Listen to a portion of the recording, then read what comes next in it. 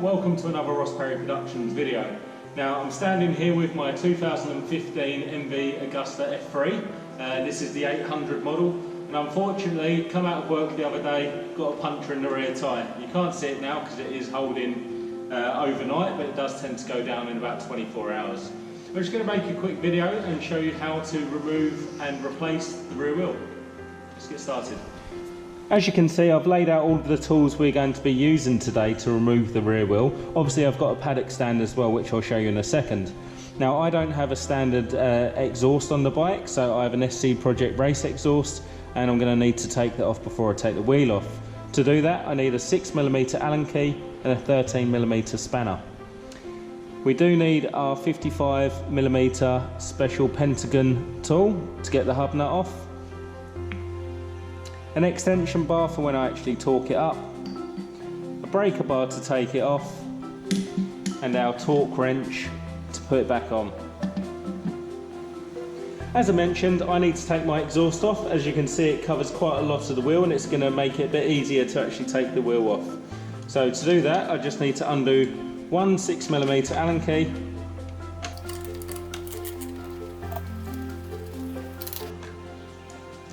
now I can actually withdraw the whole exhaust like so. I've also made a video on how this sounds if you want to check that out as well. Closer inspection to the nut, you'll actually notice there's this spring clip inside it. Now it's not hard to get out. It should come with a little rubber cap on, mine doesn't have that. Just take that out, it looks something like this. Nice and easy to do with your fingers. So we're going to start undoing the nut whilst the bike's still on the ground. Allows you to put a little bit more force into the breaker bar, and also gives you some extra grip with the tyre on the floor. Get the tool, making sure it goes on all of the way, making sure it's square all the way around. And then just remember, this is an opposing thread, so we're going to turn it right, which will actually be to loosen it, and left would be to tighten it. So we're going to turn it in a clockwise motion, which seems a bit unnatural, but it's certainly the way to do it. Getting ready, just going to put a bit of pressure on the rear brake as well.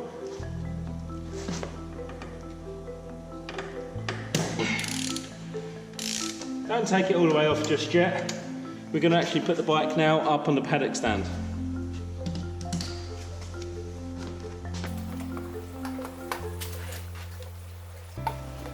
So now the bike's securely up on our paddock stand. Like I say, this is our single-sided swing arm paddock stand. Mine's an Anderson one. We're just going to remove the nut the whole way. I'm actually leaving the tool on here.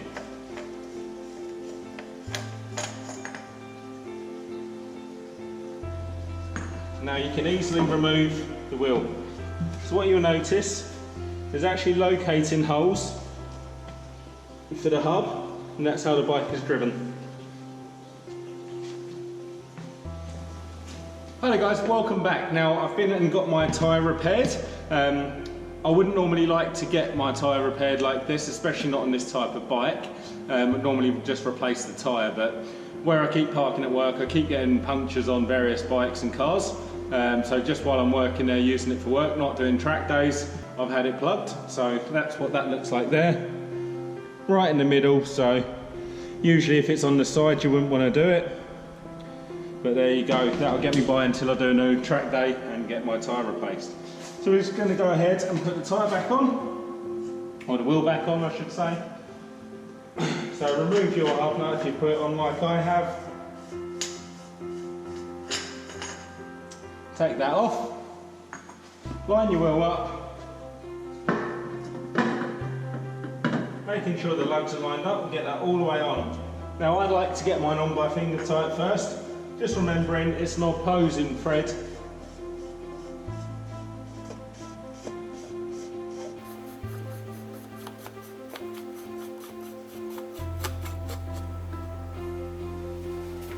I'm just going to get it done up fairly tight with my torque wrench, but not actually torque it up until it's back on the floor. That's about all I can do. Yep. We're now going to lower the bike back down onto the wheel. Make sure the stand's down.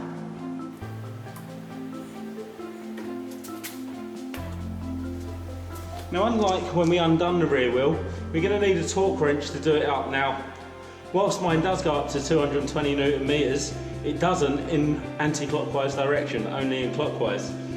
So I'm just going to get on as tight as I can, bearing in mind we do have the spring clip as well.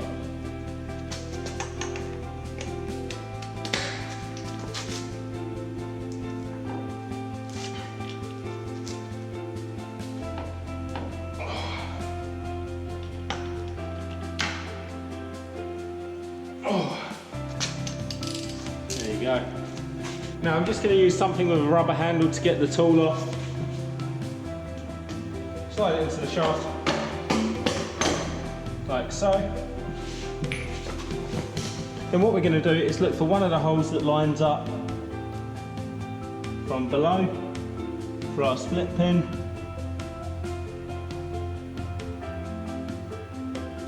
Which for me is that one there. Just get the pin or the spring washer back in, making sure it's sealed all the way around, and then put the exhaust back on.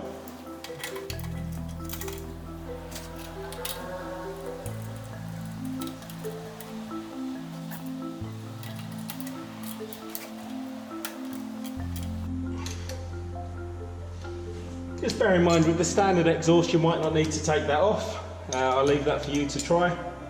And there we go, that's my video on how to remove and replace the rear wheel on a 2015 MV Agusta F3. Like I say, this is an 800 model. Do remember, you will need your 55mm pentagon tool and also a torque wrench that goes up to at least 220. If you found this video helpful, please give me a thumbs up, check out some of my other videos and subscribe to my channel.